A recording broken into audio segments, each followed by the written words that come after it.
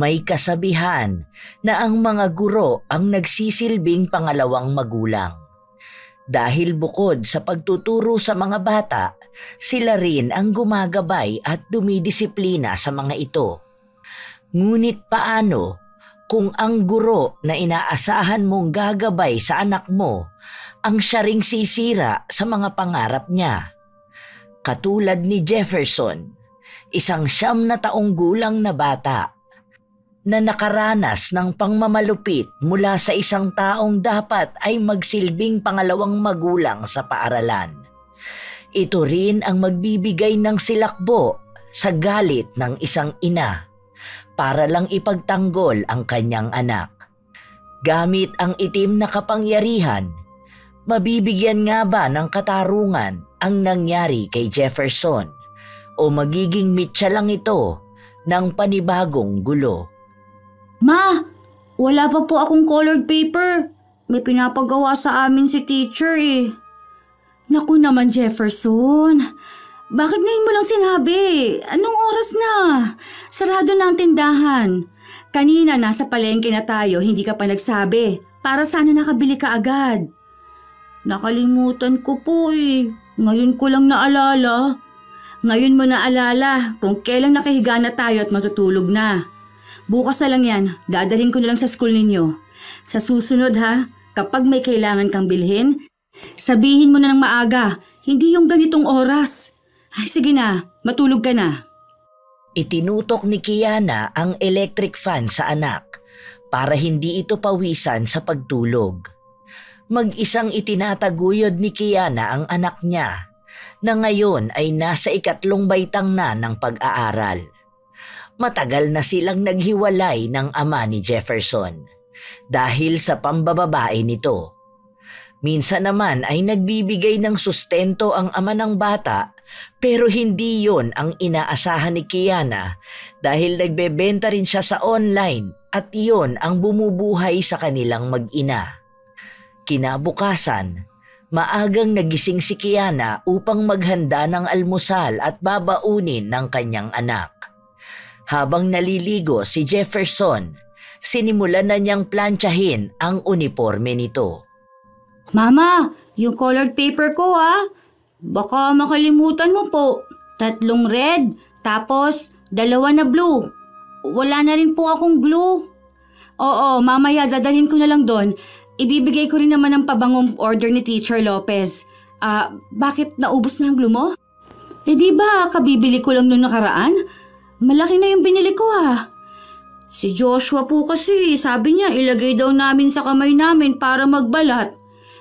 Ay Jefferson naman. Alam mong kabibili lang nun, paglalaruan mo. Ay sige, mamaya bibili na lang din ako. Oh, ayan na pala ang tricycle. Sige na, andito na ang baon mo ha. Uminom ka na maraming tubig, ha? Baka yung perang baon mo ipambili mo lang ng soft drinks. Yari ka talaga sa akin kapag nalaman ko. Sige na, ingat. I love you. Humalik si Kiana sa magkabilang pisngi ng kanyang anak bago ito umalis at tumakbo papunta sa tricycle na maghahatid sa kanya sa eskwelahan. May mga gamit pang nagkalat sa loob ng bahay, kaya bago siya mag-ayos ng sarili, saglit muna siyang naglinis. Marami siyang mga dadalhan ng order, kaya maaga rin siyang umalis ng kanilang bahay. Huli niyang dinala ang order ng isang guro sa eskwelahan na pinapasukan ng kanyang anak. Dumaan na rin siya sa bilihan ng school supplies para sa pinabibili ng bata. Matapos nito ay nagtungo na siya sa paaralan. Ang aga pa para magchismisa ng mga to. Tungkol na naman kaya saan ang pinag-uusapan nila. Anong ginagawa niyo dyan sa tapat ng classroom? Pagtataka ang tanging mababaka sa mukha niya. Nang lingunin siya ng isang nanay, sinabi sa kanya na wala ang guro ng mga anak nila. Kaaalis lang bago siya dumating dahil mukhang nagkaroon ng komplikasyon sa pagbubuntis. 7 buwan ng buntis ang guro at noong nakaraang buwan pa siya pinagsasabihan na wag na munang pumasok, ngunit ayaw niyang iwan ang mga bata. Ganun ba? Sino naman ang magtuturo sa mga anak natin? Kawawa naman si Mrs. Lopez. Sana maayos lang sila ng baby niya. Sumagot naman ang isa pang babae at sinabi na si Mrs. Villanueva raw muna ang magsisilbing guro ng mga bata. Napatangulang si Kiana dahil kilala niya ang guro na yon. Ang asawa ng dati niyang kasintahan na siyang ama ni Jefferson. Hindi maikakaila na may kaba siyang nararamdaman sa kanyang dibdib dahil noon pa man ay hindi na maganda ang pakikitungo ni Melissa sa kanyang anak.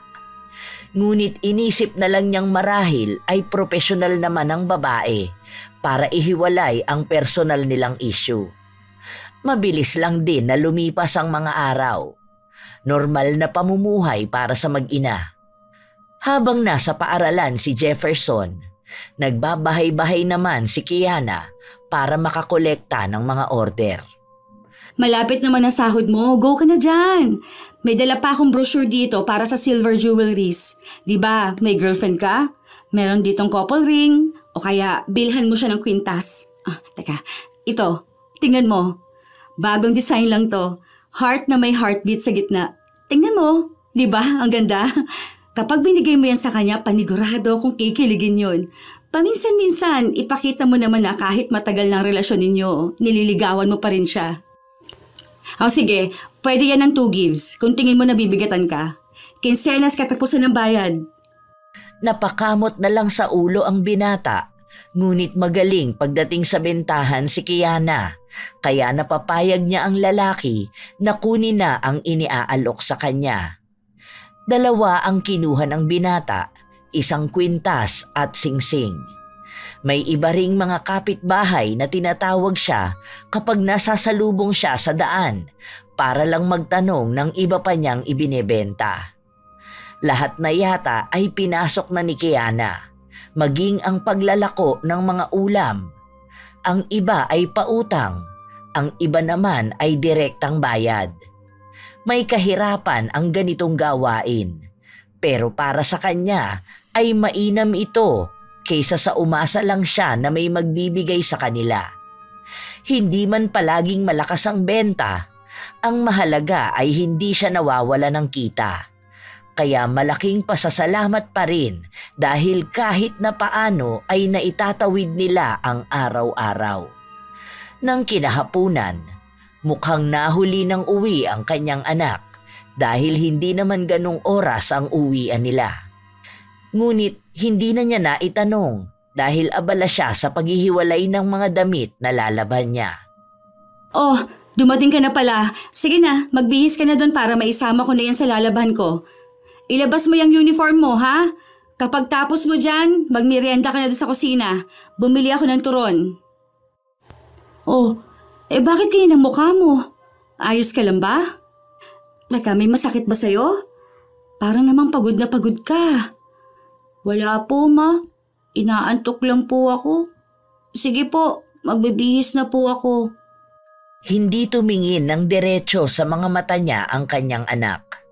Kaya mas lalong nakaramdam ng kaba si Kiana dahil kilala niya ang anak at alam niya kapag may iba itong ikinikilos. Kahit na hindi sabihin ni Jefferson ang problema, ramdam ng isang ina kapag may itinatago ang anak niya. Nasaan ang uniform mo? Hindi ba sabi ko ilabas mo kapag tapos mo ng hubarin? Isasalang ko na yan. Hindi pa naman ako maglalabas sa susunod na araw dahil may mga asikasuhin ako. Kunin mo na muna sa kwarto. Huwag na po yon.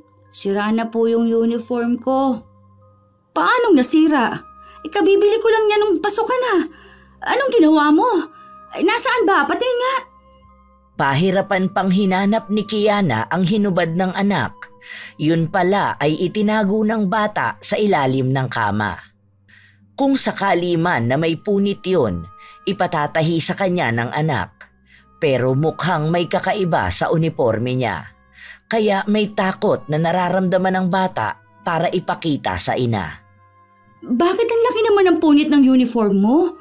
Hindi naman to basta sumabit lang, parang hinila to ah. Naku naman Jefferson, nakikipagharutan ka ba sa school? Mamaya mapilayan ka pa niyan eh. Ang kulit mo naman bata ka. Itinabi lang ni Kiana ang uniforme ng anak para kapag nagkaroon siya ng oras ay matatahi niya ito.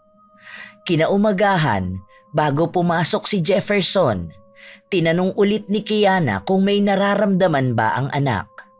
Napansin niya kasi na medyo malamlam ang mga mata nito at para bang biglang tumamlay. Noon kasi, halata sa bata na atat siyang makapasok sa eskwelahan. Ngunit ngayon ay parang ayaw na halos bumangon sa higaan. Wala naman po, Ma. Sige po, ayan na po si Manong Ronel eh.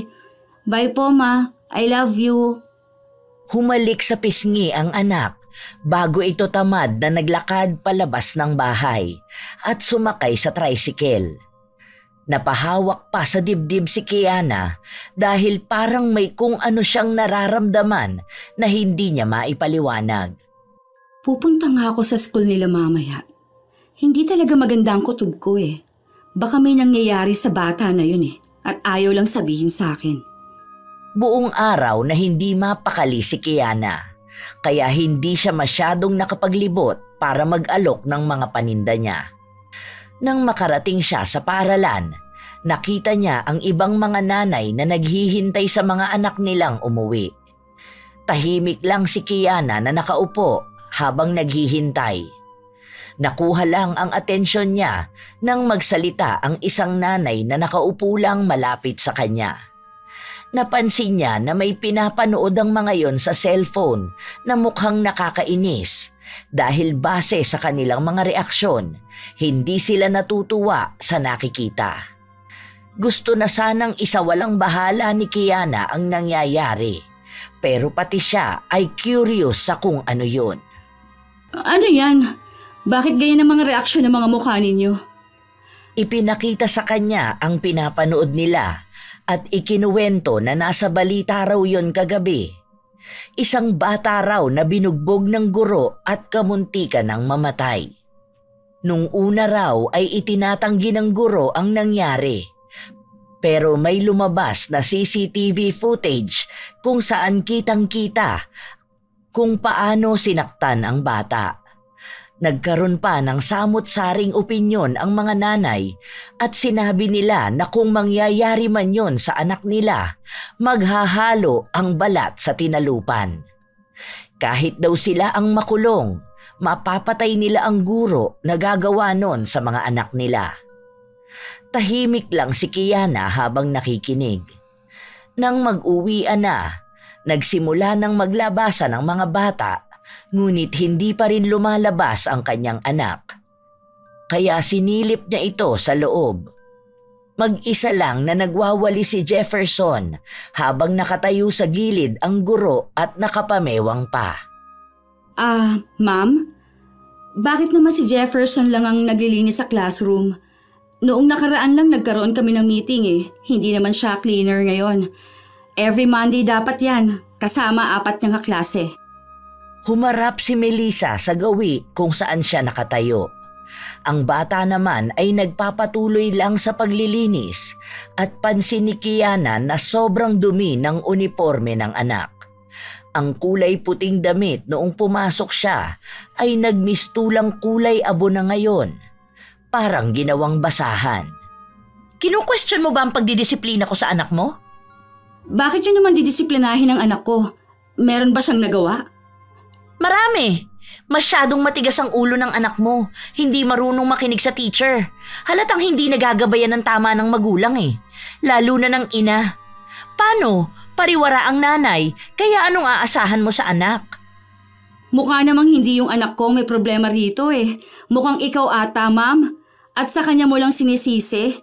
Sana kung may personal kang issue sa akin, huwag mong idamay ang anak ko. Jefferson, halika na. Tama na yan. Umuwi na tayo. Bitiwan mo yung walis. Kaya hindi ako magtataka kung isang araw madadamay na yung anak mo sa mga napapatawa ng disciplinary actions. Tingnan mo, ipinapakita mo sa kanya na ayos lang umuwi kahit hindi pa tapos ang pinapagawa sa kanya. Nasa harapan pa ang teacher niya. Kaya ang tigas ng ulo niyan eh. Masyado mong kinakampihan. Hindi ako kasing talino mo, Mrs. Villanueva. Pero hindi ako bobo para hayaan ang anak ko na gawin ang mga bagay na hindi naman dapat niya ginagawa. Excuse me, ma'am ha. Aalis na kami para hindi na kami maging bitter sa anak namin ng asawa mo. Nanggagalaiti sa galit ang guro habang nakatanaw sa naglalakad palayong mag-ina. Nang mga sumunod na araw, sinabihan ni Kiana ang anak na isumbong sa kanya kung anuman ang ginagawa sa kanya ni Melissa, ngunit sinabi lang ng bata na wala namang masamang ginagawa ang guro. Paminsan lang daw ay pinapaiwan siya para maglinis ng buong silid-aralan. Ilang araw ang pinalampas ni Melissa na huwag pansinin ang bata, lalo pa at napapadalas din na sinusundo ni Kiana ang kanyang anak. Isang araw, habang nasa silid-aralan si Jefferson, nakikipaglaro siya sa mga kaklase niya. Masaya sila dahil may natitira pang oras sa kanilang recess. Wala rin sa loob ng silid-aralan si Melissa dahil saglit itong lumabas nang sunduin siya ng isa pang guro. Oh, tingnan mo to. Binili to ni mama sa akin eh. Marami pa akong slime sa bahay. Meron pa akong isa na may Batman sa loob. Ipinagyabang ng bata ang bago niyang laruan sa mga kaibigan, kung saan nakiagaw naman ang mga kaklase niya at nagtatanong kung pwede rin silang makihiram. Dahil normal sa mga kabataan ng ganito, lalo kung may mga bago silang laruan na dala sa eskwelahan. Naghati-hati sila sa slime para paglaruan yon. May isang bata na binilog ang slime at inihahagis sa pisara. Saglit yung dumidikit bago mahuhulog. Nagpayabangan sila kung kanino ang may pinakamataas at matagal na pagdikit ng slime. Nabuo pa ang kompetisyon sa kanila. Ayan lang pala eh. Madali lang yan sa akin. Sa bahay nga namin, pati sa bubong nalalagyan ko ng slime eh. Sige, ikaw na muna, tapos ako na ang susunod. Ay, sandali. Doon na lang sa taas ng pinto. Kapag ikaw ang nanalo, sa'yo na lang ang pansyam ko. Kapag ako naman ang nanalo, bibigyan mo ako ng 20. Hindi nagpatalo ang kaibigan ni Jefferson. May mga kaklase pa silang nakikinood sa kanila at nag-aabang kung sino ang mananalo.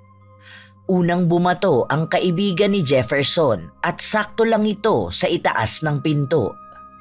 Nang sinundan na ng bata ang pagbato, saktong pumasok ang kanilang guro at sa kanya tumama ang slime.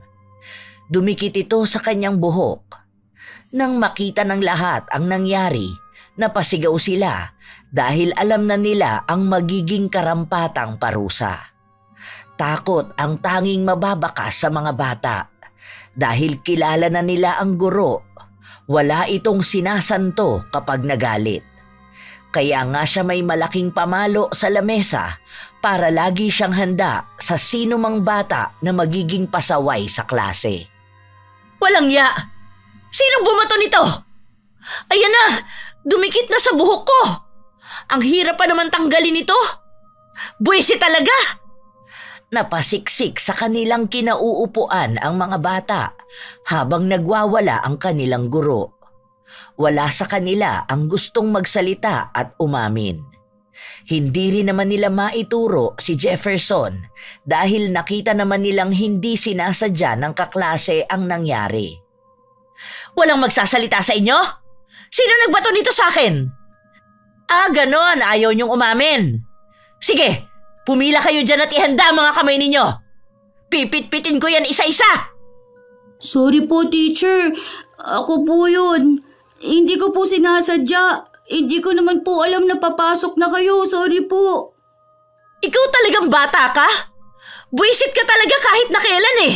Parehas lang kayo ng nanay mo na peste sa buhay ko. Halika rito, makakatikim ka talaga sa akin. Sinasabi ko sa'yo matagal na ako nagtitimpi sa katigasan ng ulo mo eh. Wala akong pakialam kahit na magalit pa yung nanay mo sa akin. Hinigit ni Melissa ang braso ng bata. Sa paghila niya ay tumunog pa ang buto nito, kaya nakaramdam ng sakit si Jefferson. Kinaladkad niya ang bata at pinatayo niya malapit sa lamesa. Sa kanya kinuha ang pamalo niyang kahoy na ruler. Nagmakaawa pa ang bata at panay ang hingi ng tawad. Pero walang awa niya itong pinagpapalo sa tuhod at parang luyang pinipitpit ang mga daliri. Tama na po, nasasaktan na po ako. Masakit po, teacher, tama na po. Maawa na po kayo sa akin. Aray ko po, hindi ko naman po sinasadya. Sinabi ko na sa'yong manahimik ka, di ba? Ha? Matagal na ako nagtitimpi sa'yong bata ka. Buisit ka sa buhay ko, alam mo ba yon? Sana hindi ka na lang kasi ipinanganak. Dagdag ka lang nasalot sa mundong ito eh. Tama lang yan para magtanda ka. Para makita rin ng mga kaklase mo na hindi ako nakikipagbiruan sa inyo. Lalong-lalo na sa yung animal ka. Ginigigil mo talaga ako. Manang-mana ka talaga sa nanay mo. Masakit na po, tama na po, please po. Wala akong pakialam kahit na umiyak ka pa ng dugo. Ilalabas ko ang lahat ng galit ko sa'yo para naman maging disiplinado kang tao. Kung palalampasin ko lang ang ginawa mo, uulit ka lang din. Nakita mo ba ang nangyari sa buhok ko? Alam mo bang mas mahal pa sa buhay mo ang ginastos ko para mapaganda to? Palibhasa, wala ka kasing alam dahil yung nanay mo, isa lang namang online seller. Mga wala kayong kwentang tao. Hindi tumigil si Melissa na paluin ang tuhod ng bata. Kahit na magmakaawa na sa kanya ay wala siyang pakialam. Pinipigilan din siya ng ibang mga bata pero pinagbantaan niya na kung sino man ang lalaban sa kanya ay matutulad lang din kay Jefferson. Ginawa niyang halimbawa si Jefferson ng mga batang matigas ang ulo at dapat ay ginugulpi. Ganun daw ang nangyayari kapag hindi nadidisiplina sa loob ng bahay ang isang bata. Kaya bago raw lumaki ang sungay niya, dapat lang naputulin na ito sa paaralan pa lang. Nag-iiyakan na ang ibang mga bata dahil sa nakikita nila. Hindi pa nasiyahan si Melissa sa pagpalo niya sa tuhod ng bata dahil mangilang beses niya rin itong pinagkukuro sa iba't ibang bahagi ng katawan. Inuntog niya rin ang ulo nito sa lamesa, ngunit hindi yun nagdugo. Sa halip ay tanging hilo lang ang naramdaman ng bata. Hirap na sa paghinga si Jefferson dahil sa kaiiyak niya. Ngunit walang kahit na anong awa na maramdaman si Melissa. Kahit na ang daming sakit sa katawan na inabot ni Jefferson, pakiramdam niya ay hindi pa rin bawas ang galit niya. Itinigil niya na lang ito dahil sa pagod. Siguro naman, alam mo na ang kahihinatnan mo kapag ginalit mo ko. Sa susunod, huwag kang gagawa ng bagay na ikakasakit mo rin. Buwisit ka talaga eh. Alam mo, matagal ko nang gustong gawin yan sa'yo. Hindi nga lang dapat ganyan ang aabutin mo. Dapat mas malala pa.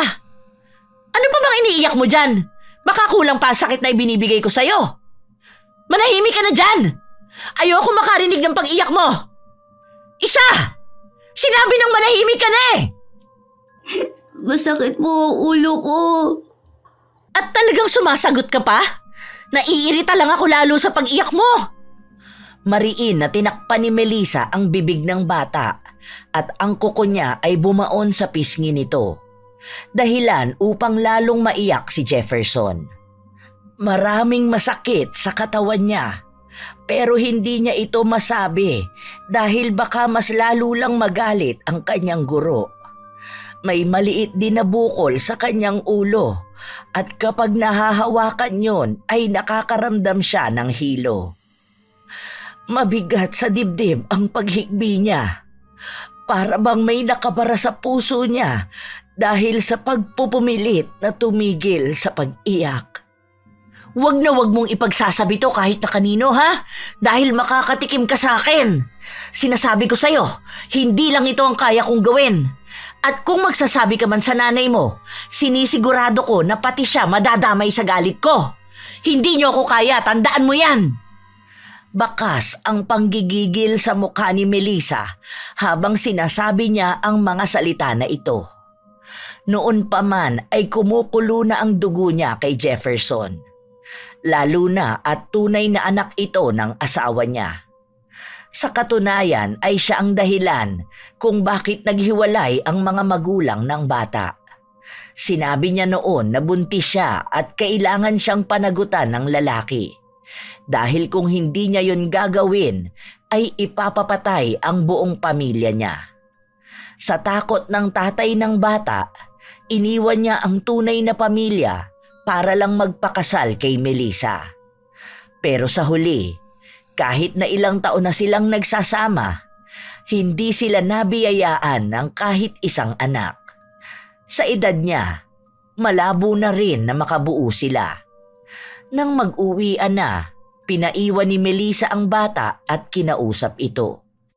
Wala kang isusumbong sa nanay mo, ha? Dahil sa oras na malaman kong ginawa mo yun, ipapapatay ko siya sa harapan mo mismo. Maimpluwensya akong tao, kaya wala lang sa akin ang buhay ng nanay mo. Nagkakaintindihan ba tayo? Opo. Mabuti naman. Sige na, lumayas ka na sa harapan kong anak ng demonyita ka. Nagmamadaling tumakbo si Jefferson papunta sa tricycle na sundo niya. Nagtanong pa si Manong Ronel kung ano ba ang nangyari sa kanya dahil parang may kakaiba sa mga ikinikilos niya. Hindi na lang nagsalita si Jefferson dahil naaalala niya ang pagbabanta sa kanya ng guro. Nang makauwi ang bata sa kanilang bahay, bakas ang ibang sugat sa katawan niya. Nais niya sana itong itago sa kanyang ina, ngunit agad itong nahalata ni Kiana. Teka Jefferson, sandali nga. Ano nangyari sa uniform mo? Bakit may dugo to, ha? May sugat ka ba? Naku, Diyos ko, ano nangyari sa mukha mo? Bakit may kalmot yan, ha? Patingin nga ng katawan mo, itaas mo yung damit mo. Hindi po ma, wala po yan. Naglalaro po kasi kami kanina ni Jillian tapos hindi niya sinasadya na nakalmot ako. Tapos napunas ko sa uniform ko yung dugo. Sigurado ka ba? Anak, sinasabi ko sa'yo na masama ang nagsisinungaling. Hindi ba? Sabihin mo sa akin ang totoo. Sino ang may gawa niyan? Huwag kang matakot. Kakampi mo ako. Alam kong hindi yan kuko ng bata. Masyadong malalim at malaki yan. Ang teacher mo ba ang dahilan kaya may sugat ka? Halika nga dito. Titingnan ko yung katawan mo. Wag po. Wag niyo pong hawakan ang ulo ko. Masakit po. Naku, bakit may bukol ka sa ulo? Ano bang nangyayari sa'yo bata ka? Sabihin mo sa akin kung anong ginawa sa'yo ng teacher mo. Nauntog po ako sa upuan ko kanina. Anak, magsabi ka ng totoo kay mama. Hindi kumibo si Jefferson. Hindi rin siya makatingin ng diretso sa kanyang ina. Nakokonsensya siya sa pagsisinungaling niya dahil sa kanyang inaasta. Alam ni Kiana na may itinatago sa kanya ang anak. Hindi ganon si Jefferson dahil lahat ng nangyayari sa kanilang paaralan ay ikinukwento niya kapag nakauwi na siya. Ngunit ngayon, wala na siyang naririnig na kaganapan sa kanilang paaralan dahil halos iwasan na ng anak ang usapan na yun. Kinabukasan, hindi nakapasok ang bata dahil nagising na lang siya na inaapoy ng lagnat. Sa pag-aalala ni Kiana, dinala niya kaagad sa ospital ang anak upang masuri ang kalagayan. Doon niya nalaman na may mga pasa sa tuhod ang anak at namamagayon. Sa ibang parte pa ng katawan niya ay mayroon ding mga sugat at may pilay ang braso. Kaya pala ayaw mo magtanggal ng pants mo. May pasa ka palang tinatago dyan. Kailan pa yan? Kahapon lang ba yan? Binugbog ka ba ng teacher mo? Nadapa po ako. Anak, hindi ba ang sabi ko bad ang nagsisinungaling? Hindi kita pinalaki para magsinungaling sa akin. Anak kita. Kilala kita. Kaya alam ko kung nagsasabi ka ng totoo. Anong nangyari? Sige na, sabihin mo sa akin kung bakit ka nagkakaganyan. Hindi kumibo si Jefferson pero may luhang lumabas sa mga mata niya. Gusto niyang magsumbong sa kanyang ina, ngunit may takot siyang nararamdaman. Naaalala niya ang pagbabanta sa kanya ng guro. Kahit na ilang beses magtanong si Kiana sa kanyang anak kung ano ba ang totoong nangyari, hindi siya nito sinasagot. Sa mga nagdaang araw, nakapasok na ulit ang bata. Pero habang tumatagal ay maraming nagbabago sa ikinikilos niya. Minsan ay tulala lang siya, hindi nakakausap, o kaya madalas na nananaginip at umiiyak. Nag-aalala si Kiana sa mga pagbabago sa ikinikilos ng kanyang anak. Kaya kinausap niya ang prinsipal ng eskwelahan na pinapasukan ni Jefferson.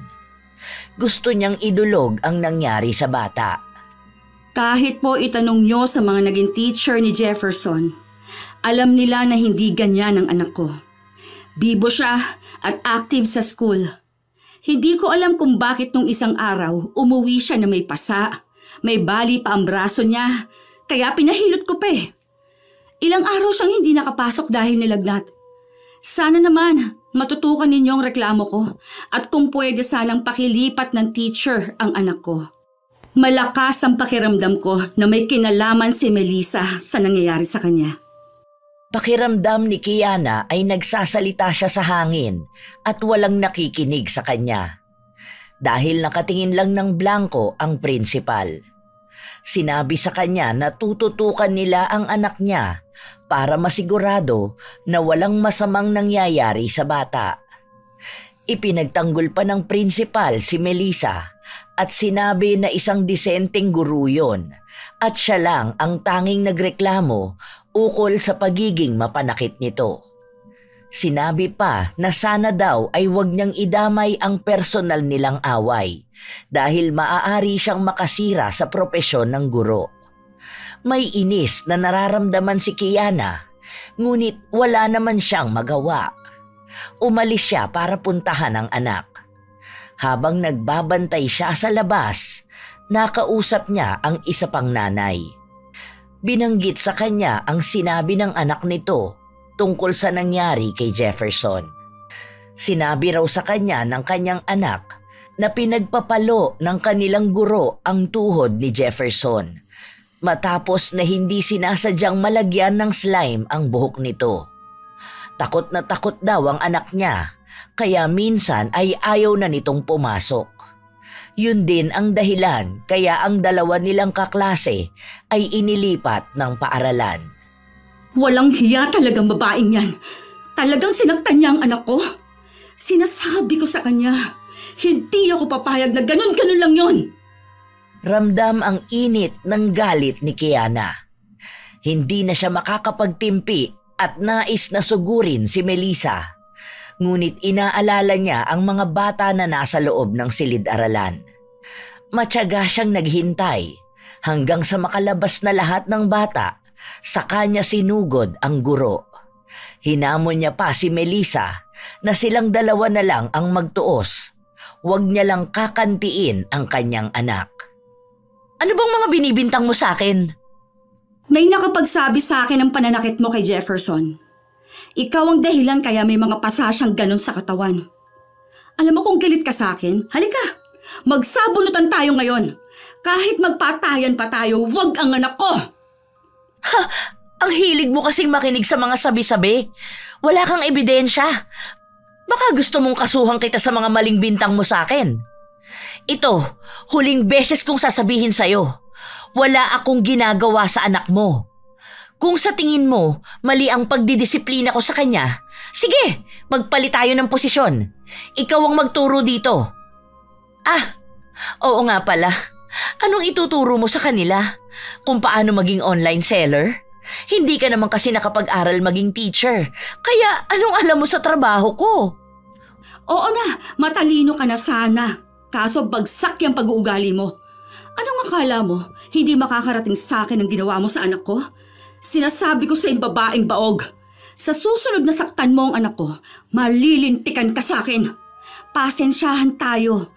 Wala akong pakialam kung teacher ka. Edukada ka lang sa papel, pero mas masahol pa sa walang pinag-aralan yung pag-uugali mo. Teacher ka pa naman, pero ikaw itong hindi kayang disiplinahin ng sarili. Huwag mo akong pinagbabantaan dahil mas may kakayahan ako kaysa sayo. Kung gusto mo, ilipat mo ng school yung anak mo. O kaya mag-hire ka ng sarili niyang teacher. Try mo kumuha sa kumbento para mabait at hindi magagalit kapag mali ang anak mo. Kilala ko ang anak ko. Mapagsasabihan siya kapag may mali siyang nagawa. Bakit hindi mo itanong sa mga naging teacher niya para malaman mo na hindi siya mahirap pagsabihan? Dahil pinalaki ko siya na may disiplina. Bata lang yan, Melissa. Nagkakamali. Palibhasa, wala kang alam sa pagpapalaki at pagdidisiplina sa anak dahil wala ka nun. Si Kiana ang may huling salita, kaya hindi matanggap ni Melissa ang mga narinig niya. Nagsumbong siya sa kanyang asawa, pero bago pa niya masabi ang nangyari, ay naunahan na siya ni Kiana. Nagpadala ng resulta ng mga test si Kiana bilang patunay na sinaktan ang anak niya. Wala na siyang pakialam kung sino ang paniniwalaan ng lalaki. Basta ang mahalaga sa kanya ay maipaglaban ang karapatan ng bata. Nagbigay rin siya ng kopya sa principal at sinabi na sa susunod na masaktan ang anak niya, lahat ay gagawin niya para labanan si Melissa. Lumipas ang mga linggo, walang naging kibo si Melissa dahil gusto niyang palamigin ang mga nangyayari. Pero kahit na wala siyang ginagawa sa bata, hindi na nagbago ang inaasta ni Jefferson. Para bang ilag na siyang magkamali dahil pakiramdam niya ay may mananakit sa kanya. Ang sabi ng mga kakilala ni Kiana, maaaring nagkaroon ng trauma ang bata at mahirap yung mawala. Nililibang ni Kiana ang anak tuwing wala silang pasok para kahit paano ay maibalik niya ang sigla ng bata. Isang umaga, nakatulala lang si Jefferson. Para bang may malalim siyang iniisip. Oh, bakit ganyan ka makatingin sa akin, anak?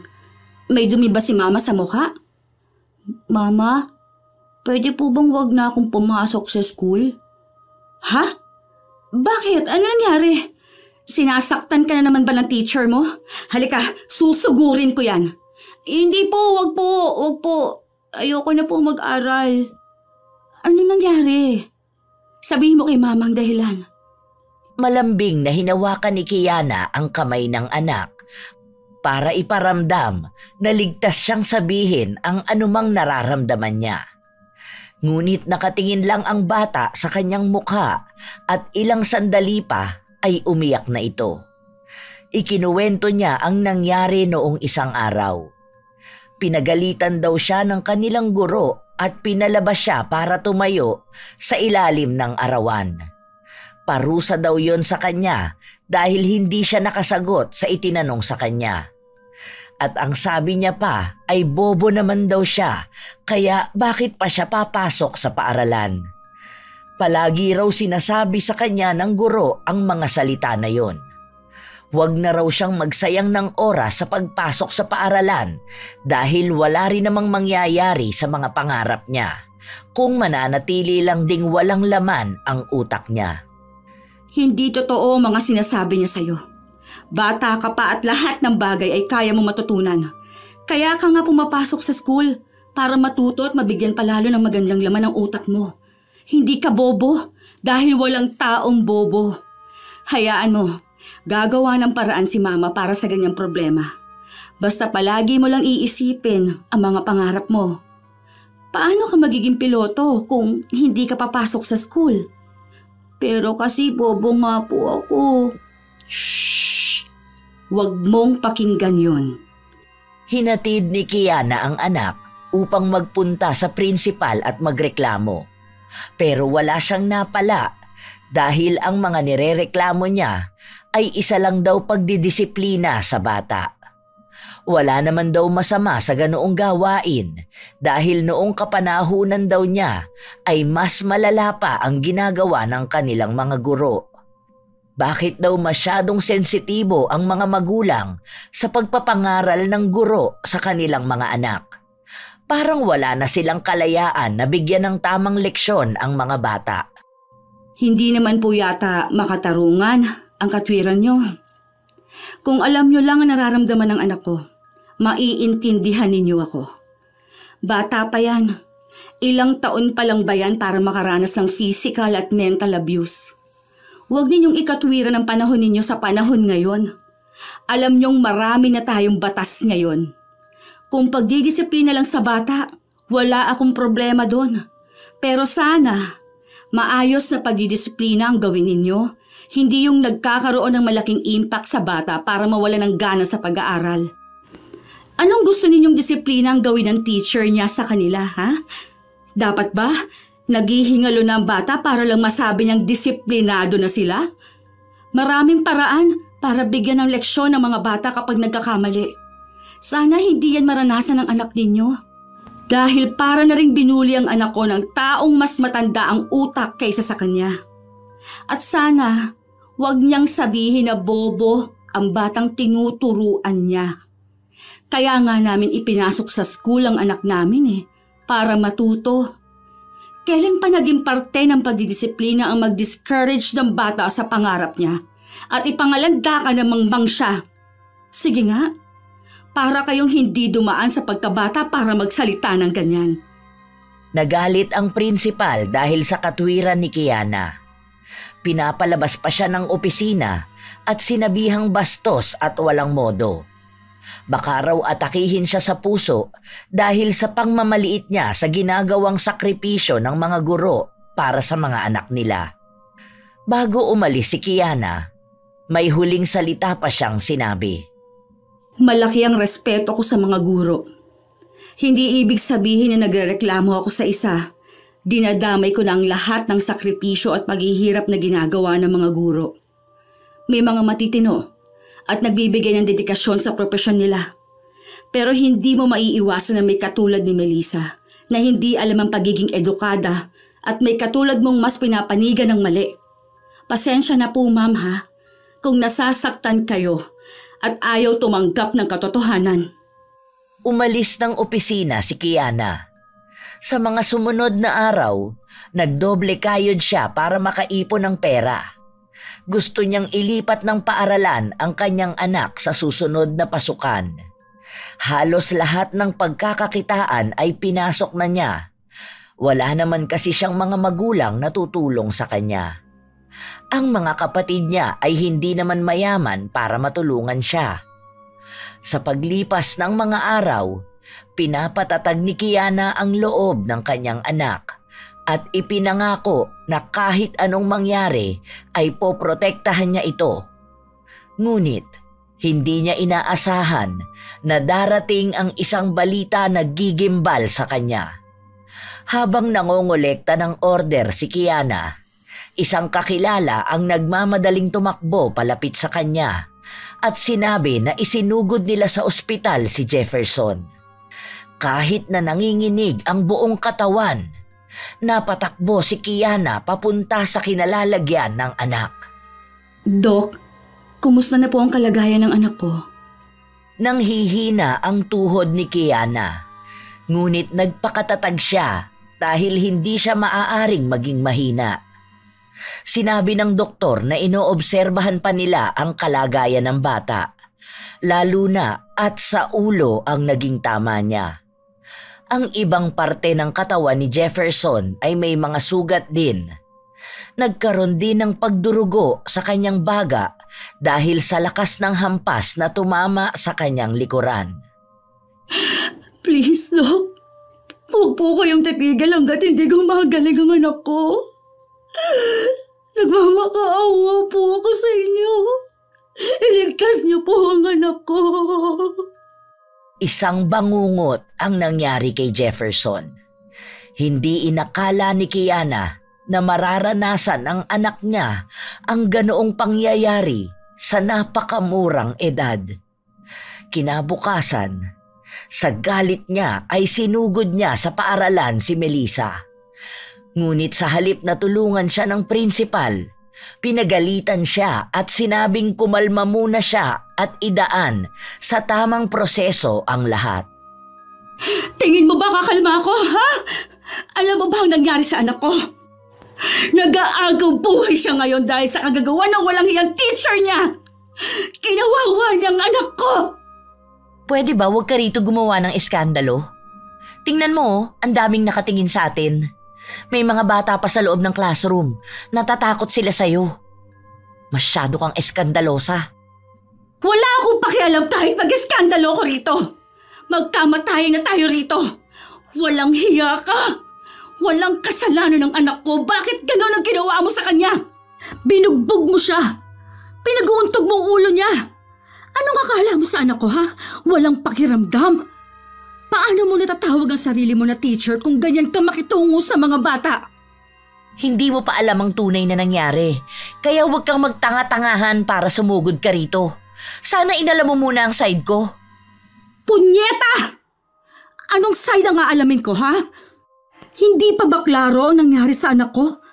Kung may ginawa siya, sana pinatawag niyo ako para akong dumisiplina sa kanya. Hayop ka! Papatayin kita! Naglabas ng kutsilyo si Kiana upang atakihin ang guro. Ngunit kaagad itong nakapasok sa loob ng silid-aralan at kinandado yon. Nagkagulo ang mga tao at ang mga bata sa loob ay nag-iiyakan na. Maging ang mga magulang ay nagpanik. Maraming umaawat kay Kiana ngunit wala siyang pinapakinggan. Pinagbantaan niya si Melissa na papatayin niya ito sa oras na makalapit siya. Dahil sa takot, ay iniharang ng guro ang mga bata para hindi siya masaktan ni Kiana kung sakali man na makapasok ito sa loob ng silid. Lumabas ka dyan! Walang hiya ka! Pagbabayaran mo ginawa mo sa anak ko! Baliw ka na talaga! Utak kriminal!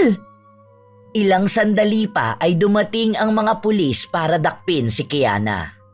Dinala siya sa istasyon ng pulis para ikulong. Kahit na anong paliwanag niya ay hindi siya pinakinggan. Siya ang nagmukhang mali dahil sa naging reaksyon niya. Sinabi sa kanya na sana ay dinaan niya sa legal na paraan. Alam ni Kiana ang pagkakamali niya.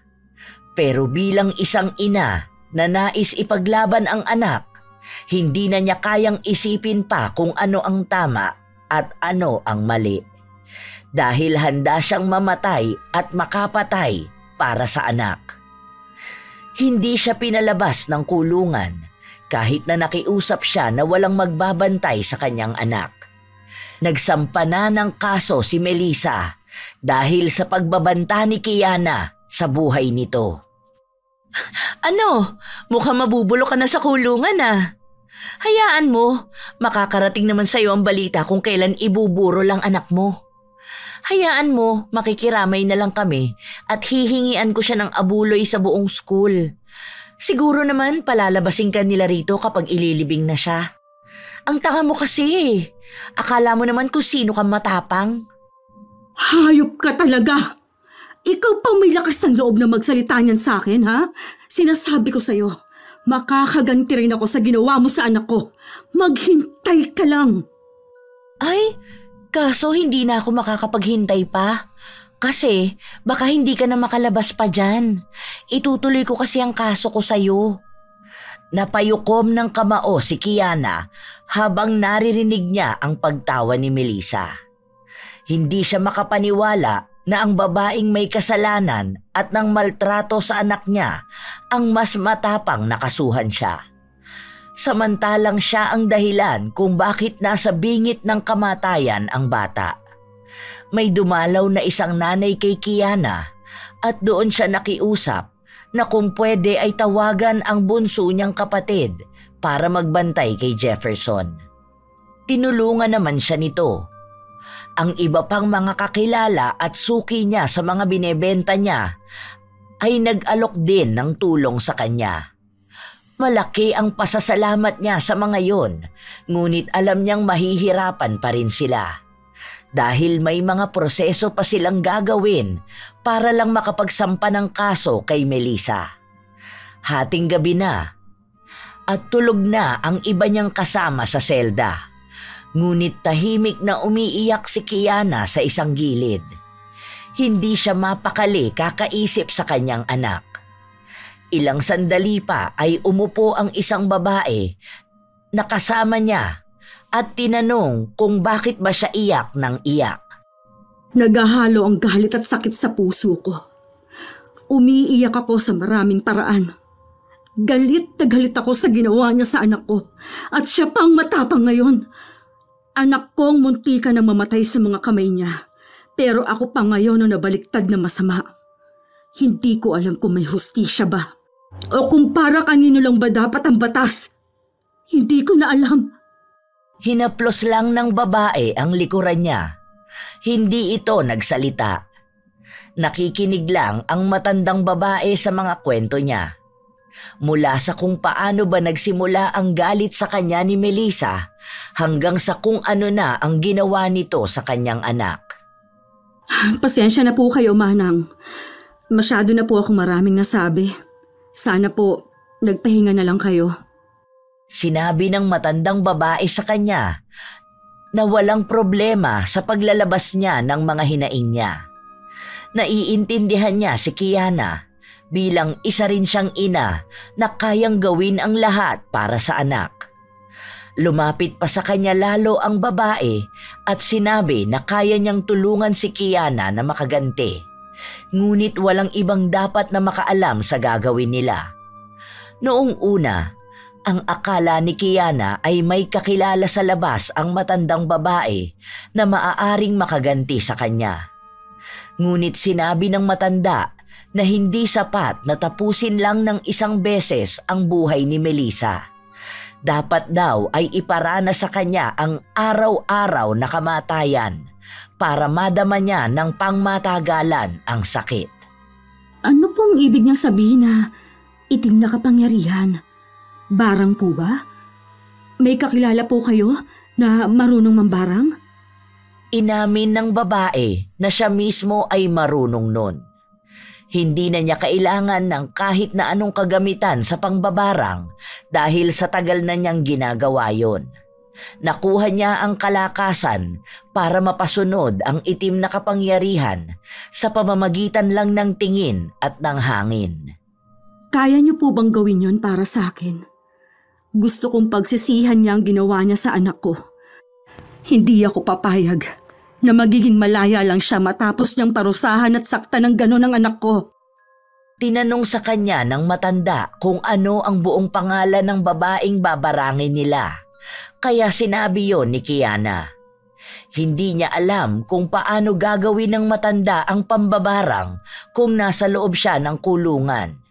Pero umaasa pa rin si Kiana na mangyayari yon. Nagtagal ang usapan nila ng matanda at sinabi sa kanya nito na pabalik-balik talaga siya sa kulungan dahil desisyon niya yon. Minsan, may mga natutulungan siyang kagaya niya na binabaliktad ang hustisya, kung saan nakukulong ang gumaganti pero hindi ang ginantihan.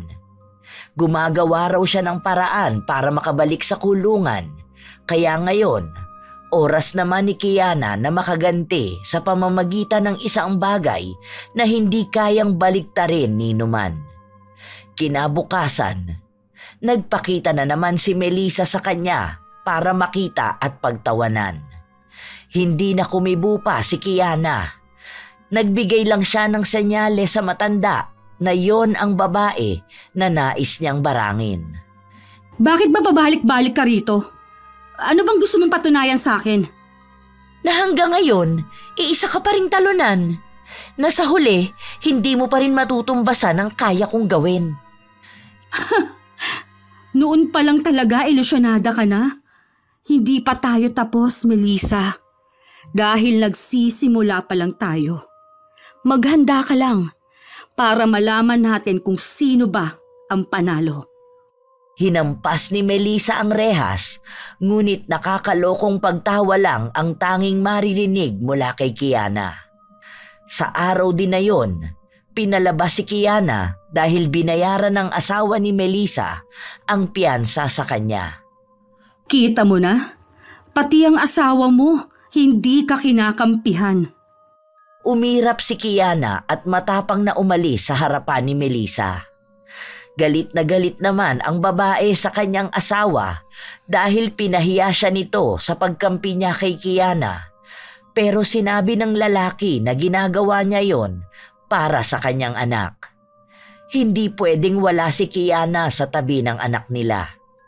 Mas maaalagaan ng maayos si Jefferson kung inaalagaan ito ng kanyang ina. Sa mga sumunod na araw, nakatanggap ng magandang balita si Kiana ukol sa kalagayan ng kanyang anak. Nagiging maayos na ang bata, ngunit kailangan pa ring obserbahan. Maraming salamat po, Dok. Naniniwala po ako na magiging maayos rin ang anak ko. Kia, pwede bang ikaw muna magbantay kay Jefferson bukas ng umaga? May pupuntahan lang ako. Hindi naman tumanggi ang kapatid niya. Ang bunsong kapatid niya lang ang wala pang asawa, kaya kahit na paano ay maaasahan niya ito. Kinabukasan, Lunes, simula na naman ang panibagong araw para sa mga mag-aaral.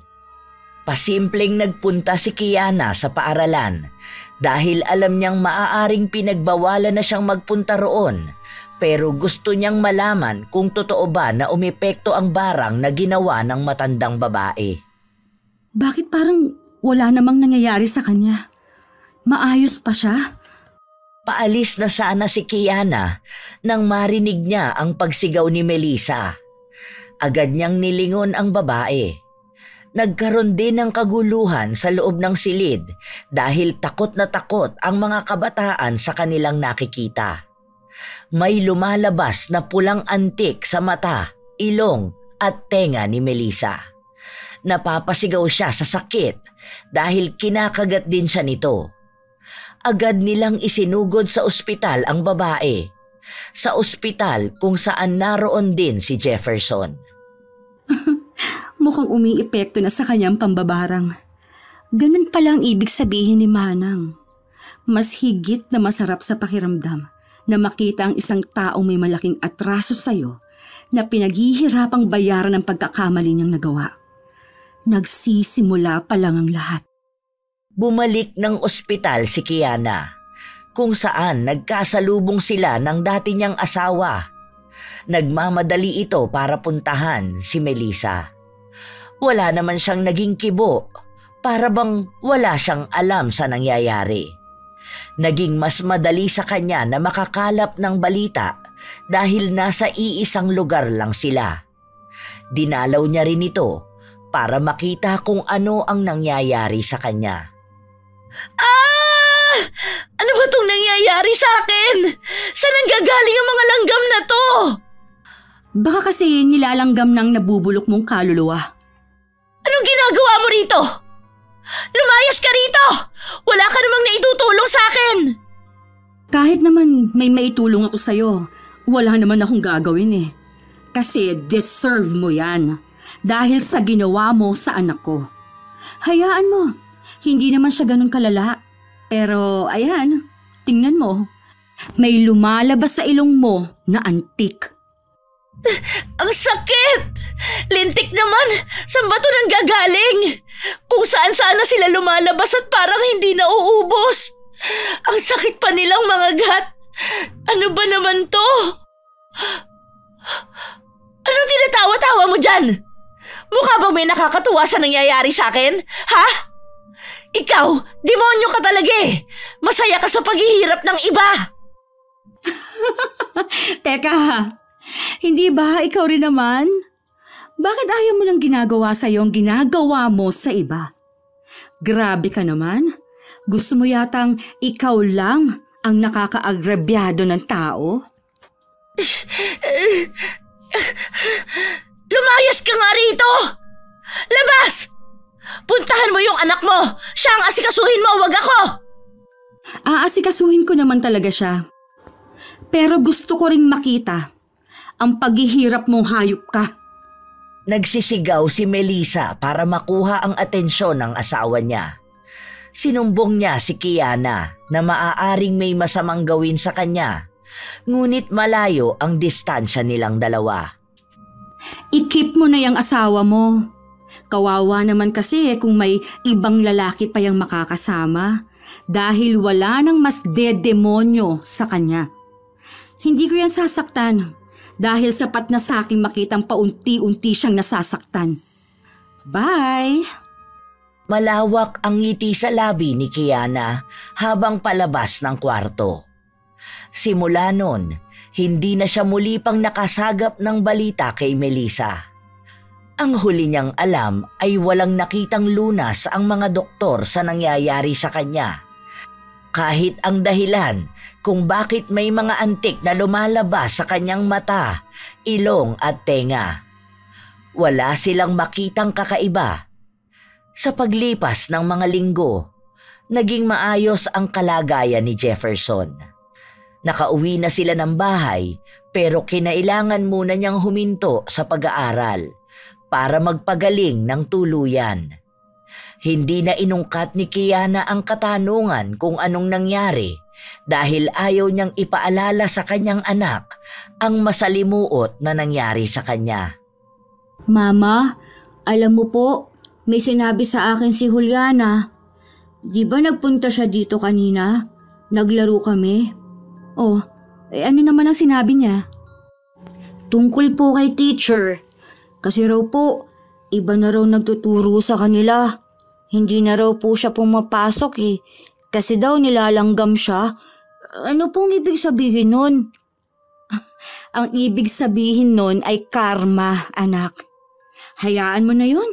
Huwag na lang nating pag-usapan.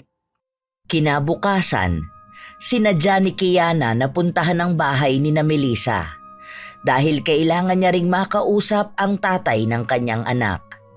Nangako kasi ito na magbibigay siya ng sustento, lalo na at kailangan niya ng pambili ng gamot para kay Jefferson. Ginusto niya rin naman magpunta sa bahay nito para makakalap ng balita tungkol kay Melissa. Nakita niya kung gaano nangayayat ang katawan ng babae. Halos 1 buwan pa lang naman nang barangin ito ng matandang nakilala niya sa kulungan, pero malaki na kaagad ang nagbago sa kanya. Hindi na siya makapagturo dahil hindi kinakaya ng katawan niya. Habang nakaratay sa higaan si Melissa at halos hindi na makilala ang itsura, hindi tumitigil na naglalabasan ang mga langgam. Namamaga rin ang mukha niya dahil para siyang masarap na pagkain para sa mga yun. Ano bang ginagawa mo rito?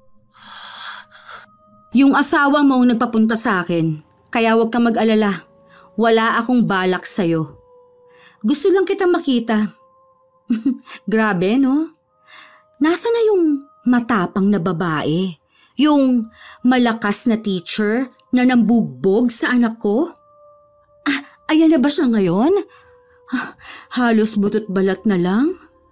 Tapos, daig pang reyna ng mga antik? Ay, kawawa naman. Pwede ba? Wala akong panahon para sa'yo. Tigilan mo na ako dahil nagdurusa na ako ngayon. Sana, yan din ang naisip mo nung pinapahirapan mong anak ko. Naisip mo na nagdurusa rin siya sa mga kamay mo. Napakasama talaga ng ugali mo. Masaya ka nagkakaganito ako. Wala kang kaluluwa. Hayaan mo. Kapag gumaling ako, ikaw naman ang babalikan at pagtatawanan ko. Sige, hihintayin ko yan. Pero meron akong sasabihin sa'yo. Secret lang natin, ha?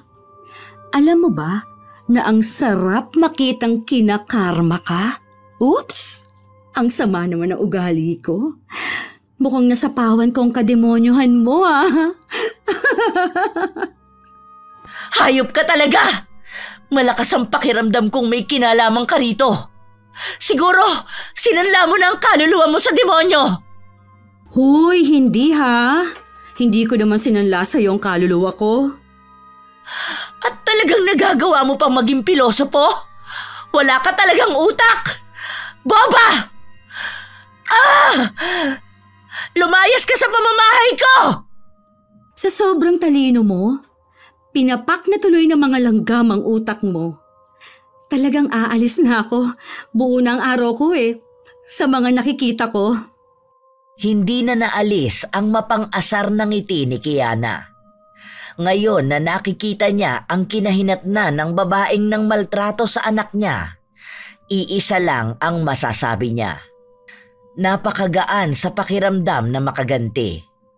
Kahit na paunti-unti niya lang nakikita ang paghihirap ni Melissa, alam niyang sa bawat minuto ng buhay nito ay naghihirap siya. Sa paglipas ng mga araw, unti-unting nanunumbalik ang sigla ni Jefferson. Habang ang buhay ni Melissa ay nagiging mas miserable. Nakakakuha pa rin ng balita si Kiana sa nangyayari sa kanya dahil minsan ang dati niyang asawa ang nagbabalita sa kanya. Naibenta na nila ang 2 sasakyan na napundar niya noong nagtuturo pa siya. Ang iba nilang mga ari-arian din ay naibenta na para may maipantusto sa kanila sa araw-araw. Ang dami rin nilang utang na binabayaran dahil may mga loan si Melissa na dapat niyang mabayaran. Maging ang hinuhulugan nilang bahay ay nanganganib na rin na mawala sa kanila.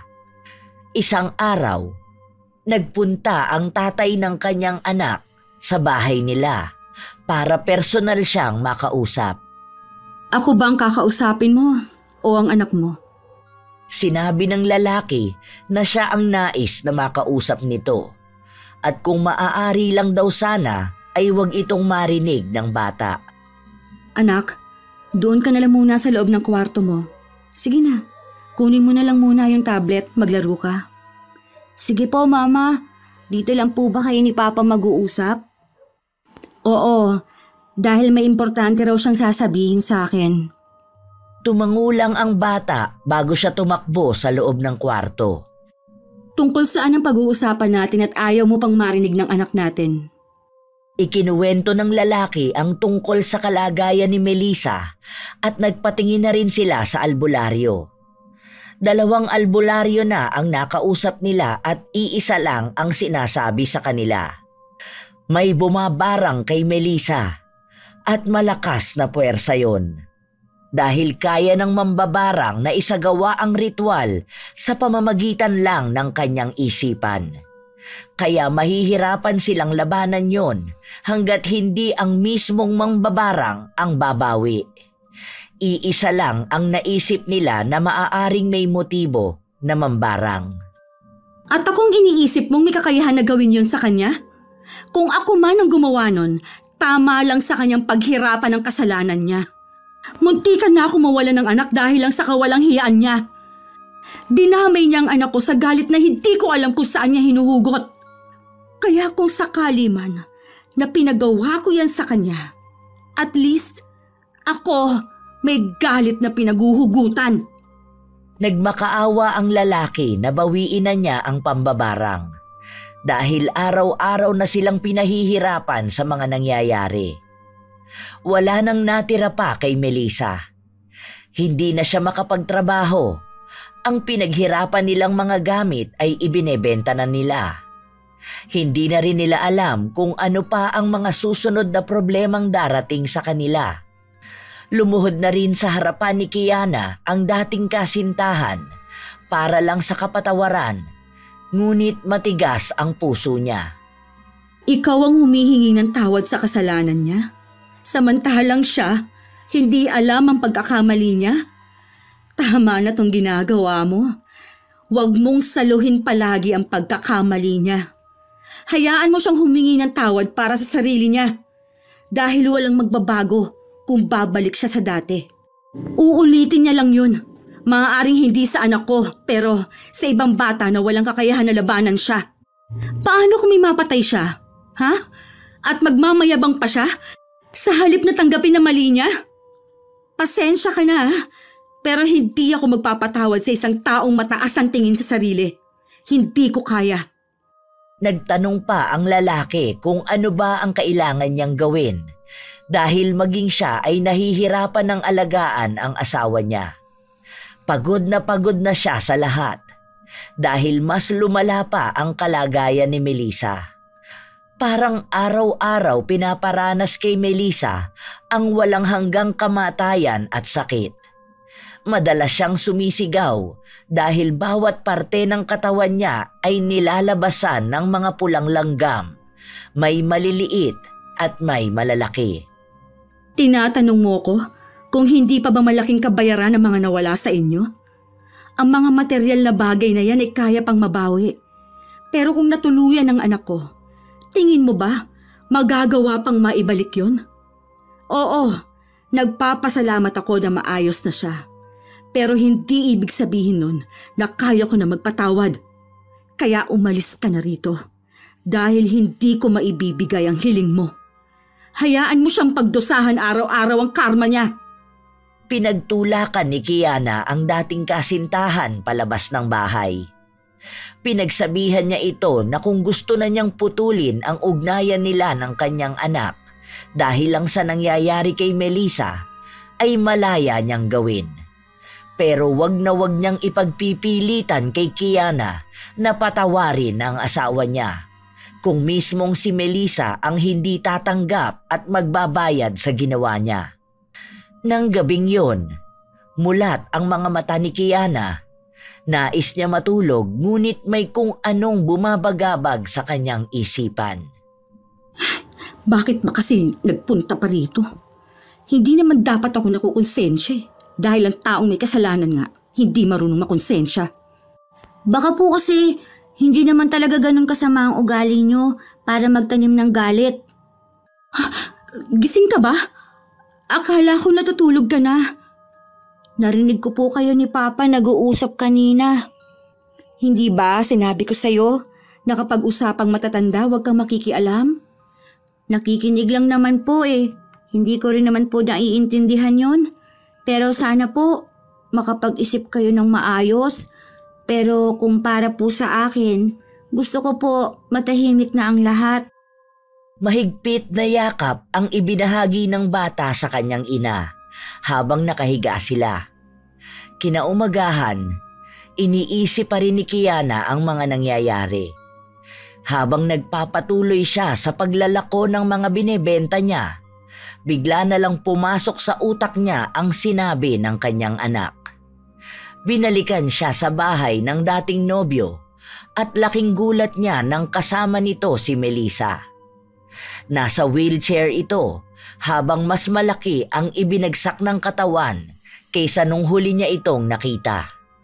Nalalagas na rin ang buhok nito at may mga langgam pa rin na lumalabas sa katawan. Ang iba ay hindi na nila matanggal dahil pabalik-balik lang din naman yun. Pwede ba kitang makausap kahit na saglit lang? Tatanggi sana si Kiana, ngunit hinawakan siya sa kamay ni Melissa.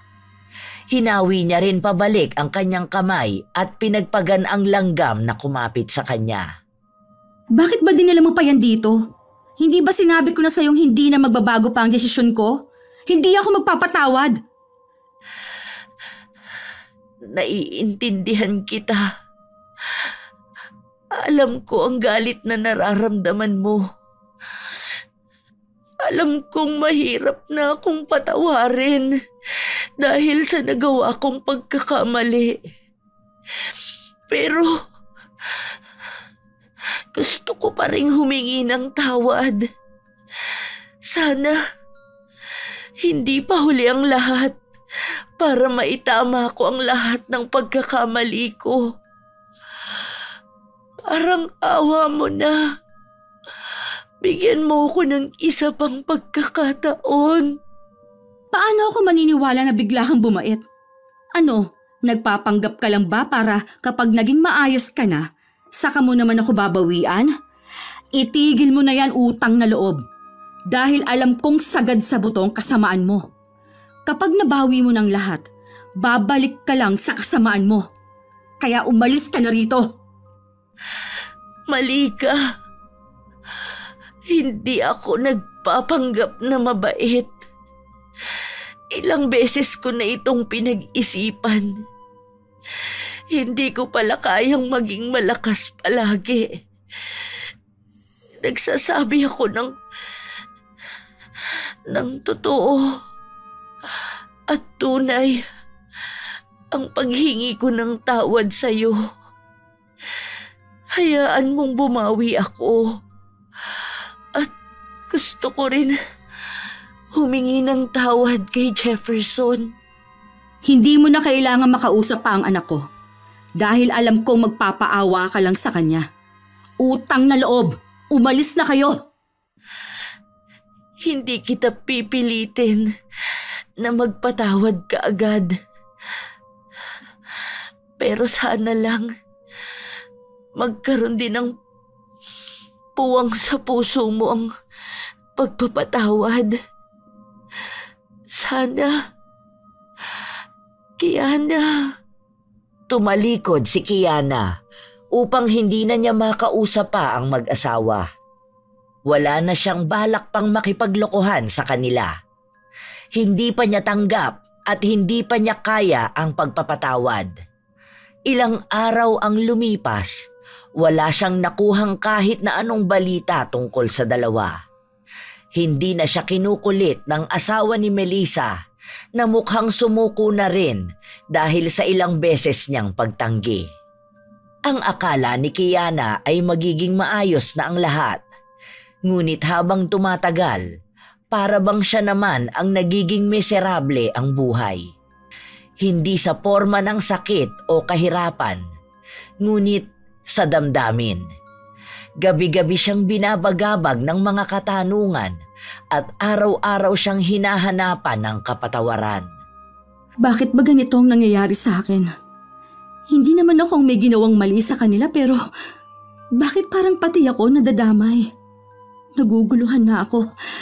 Nahihirapan ang damdamin ko. Habang naglalakad si Kiana pabalik sa bahay nila, nasa lubong niya ang ginang na tumulong sa kanya.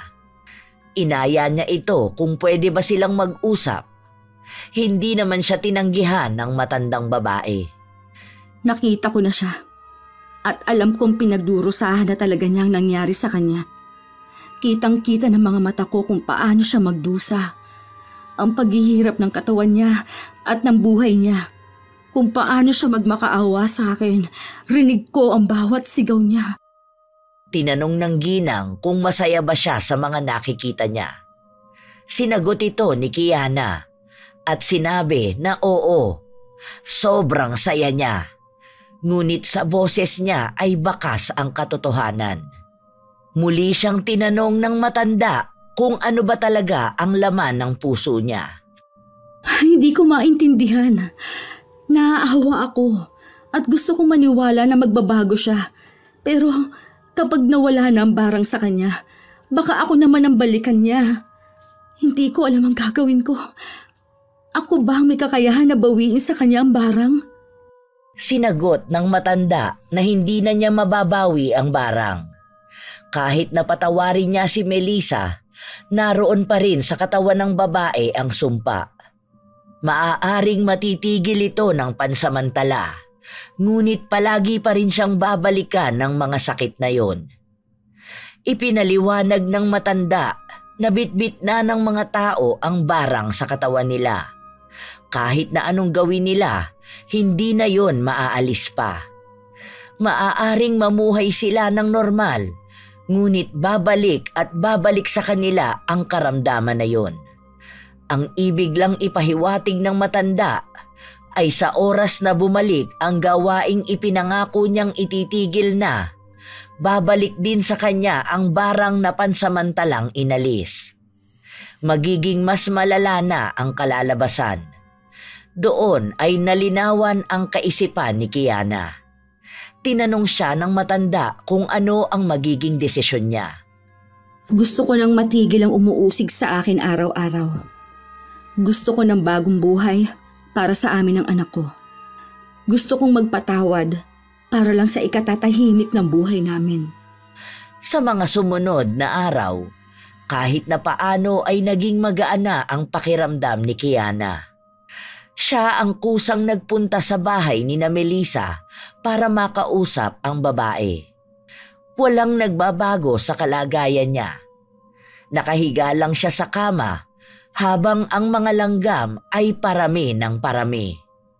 Wala na siyang ginagawa dahil para bang tinanggap na niya ang kanyang kapalaran. Nagpunta ako rito para sabihin sa'yong unti-unti kong sinasabi sa sarili ko na magpapatawad na ako.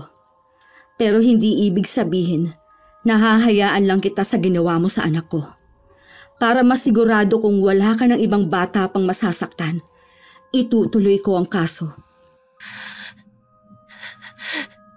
Patawarin mo na ako, Kiana. Maawa ka na sa akin. Pinatatawad na kita, pero gusto ko pa rin makitang nagbabayad ka. Maghanda ka na lang kapag lumakas ka, para may kakayahan kang mabuhay sa kulungan. Umiyak si Melissa at sinabi na hayaan na lang siyang mabuhay ng maayos. Dahil pinapangako niyang hindi na niya gagawin pa ang pambubugbog sa kahit na kaninong bata. Ngunit pinanindigan ni Kiana ang mga sinabi niya. Hindi sapat ang paghingi lang ng tawad dahil may kaukulang parusa ang mga taong may ginagawang masama sa kapwa nila. Sa ilang linggo na lumipas, unti-unting umayos ang kalagayan ni Melissa. Bigla na lang tumigil ang paglabas ng mga langgam sa kanyang katawan. Noong una, ang balak niya ay kapag kaya na niya ang katawan niya, magtatago sila ng asawa sa malayong lugar para hindi na siya mabalikan ni Kiana. Ngunit ang asawa niya mismo ang tumanggi. Nakapag-usap na sila ng dating kasintahan na kung gusto niyang ipakita sa kanyang anak kung paano siya maging ama, hayaan niyang bigyan ng katarungan ang nangyari sa kanya. Dahil kung hindi sila lalaban, paano na lang ang ibang magulang at anak na makakaranas ng pagmamalupit? Paano kung ang mga susunod na biktima ay hindi kayang lumaban sa paraan ng pakikipaglaban ni Kiana? Nagtuloy-tuloy ang kaso hanggang sa natanggalan ng lisensya at nakulong si Melissa. Ganito pala ang pakiramdam kapag nakamit mo ng maayos ang hustisya. Sana matuto ka na ng tuluyan na hindi sa lahat ng oras ikaw ang palaging mas mataas. Sana wala nang mga batang makaranas ng mga ginawa mo sa anak ko. Hindi ko na kailangang hingiin pa ang side mo dahil ito na rin naman ang huling beses na magkikita tayo.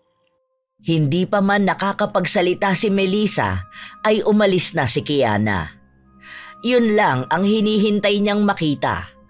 Ang tuluyang mabigyan ng karapat-dapat na pataw sa kasalanan na ginawa ng dating guro. Sa paglipas ng mga araw, buwan at taon, naging maayos na ang lahat sa buhay nila. May mga kaunting balita na natatanggap si Kiana tungkol kay Melissa dahil minsan ay kusa itong sinasabi ng tatay ng kanyang anak. Ngunit hinahayaan na lang niya ito. Happy birthday, Jefferson! Dati, baby boy lang kita. Ngayon, 15 ka na. Ay, parang ang bilis ng panahon, ha? Ang bilis po ng panahon, pero hindi niyo po ako pinabayaan. I love you, Mama.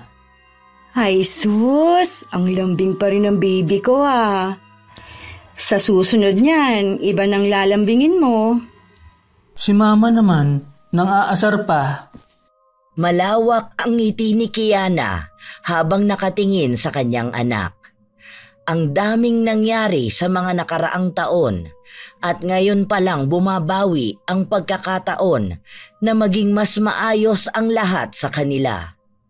9 na taon pa lang noon si Jefferson nang makaranas ng pagmamalupit ng kanyang guro. At ngayon ay nasusubaybayan na ni Kiana ang paglaki ng anak. Ang madilim na kwento ng kanilang mga buhay ay nais nilang iwan sa nakaraan. Nakuha na nila ang hustisya dahil pinagbabayaran na ni Melissa ang kanyang kasalanan.